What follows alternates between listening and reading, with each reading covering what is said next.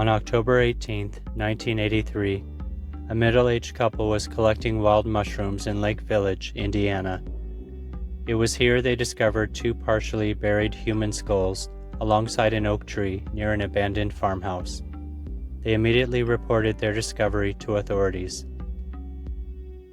Upon the scene, investigators discovered the partially decomposed bodies of not just 2, but 4 murder victims in total.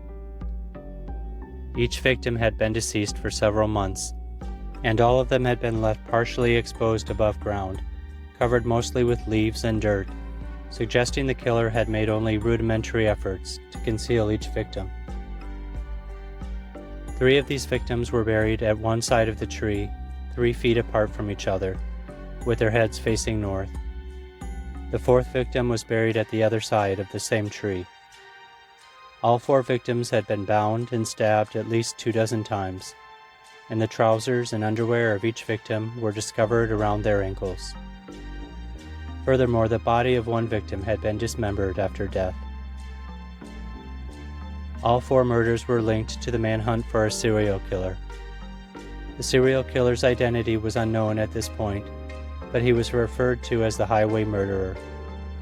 At the time of the discovery of these bodies, it was believed he had already murdered up to 19 young males across the Midwest United States. It was also believed that several weeks or months had elapsed between each murder, based on the level of decomposition of each victim. Other evidence retrieved from the farmhouse led investigators to conclude the murderer had evidently used this location as a site to restrain and torture these victims before burying their bodies alongside the oak tree. By December 1983, 2 of these 4 murder victims had been identified via dental records as Michael Bauer and John Bartlett, both of whom had been murdered by Larry Ayler in March 1983. However, the 3rd and 4th victims, who are referred to as Adam and Brad, still remain unidentified. Serial killer Larry Ayler confessed to these 4 murders while incarcerated on death row at the Pontiac Correctional Center, where he had been detained since 1986 for the murder of a 16-year-old male prostitute in 1984. However, he was unaware of either Brad or Adam's real identities. In addition, he is known to have disposed of any forms of identification that he would find upon his victim's possession. Victim A, or Adam, a black male, was the 3rd of the 4th victims to be discovered at the burial site. This victim is believed to be anywhere from 15 years old to his early 20s. His hair was cut short and was black, and he was most likely between 5 feet 8 inches and 6 feet 2 inches in height. He had received several fillings in life. The clothing worn by this decedent included a distinctive red and black belt, inscribed with the word devil multiple times. A pair of jeans and pajama bottoms were found on his remains, along with a pair of boots. As with the vast majority of Ayler's murder victims, Adam was found with his trousers and underwear around his ankles. Ayler specifically stated that this murder had been committed in July 1983, and confirmed investigators' suspicions that the victim had been a hitchhiker whom he had lured into his vehicle near Indiana State Road 63 in Terre Haute, Indiana. Investigator Scott McCord believes that Adam was likely native to the region, perhaps from Chicago or St. Louis. In a formal confession which was released after his death by his defense attorney, Ayler claimed that in July 1983, while traveling upon State Road 63, he had encountered a hitchhiker whom he confirmed to be Adam. According to Ayler, he offered this victim $75 to allow Ayler to bind and perform a sexual act upon him, to which the victim agreed. After Ayler had plied the young man with vodka and drugs, he drove him to the abandoned farmhouse in Lake Village, where he had earlier murdered John Bartlett, Michael Bauer, and the other unidentified victim known as Brad. At this location, the victim was bound to a wooden post, blindfolded and stabbed multiple times in his upper and lower midsection. According to Ayler, his last words to the victim were, "Okay, make your peace with God," proceeding to refer to him as the N-word.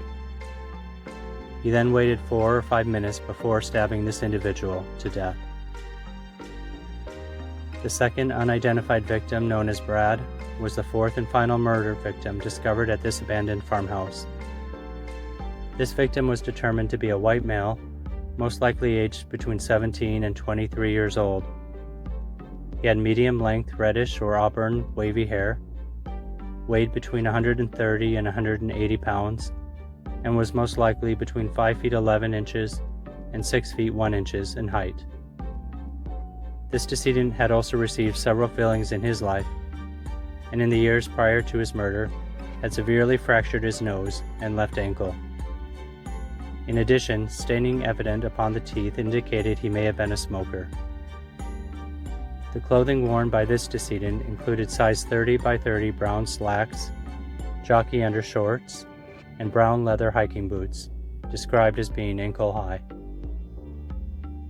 This decedent had 2 known tattoos on opposite sides of his right forearm, both of which were moderately preserved and recognizable.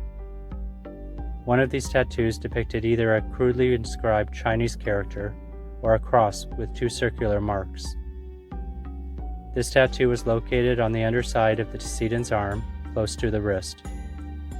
The other was a rectangular or U-shaped marking, which was located on the other side of his forearm.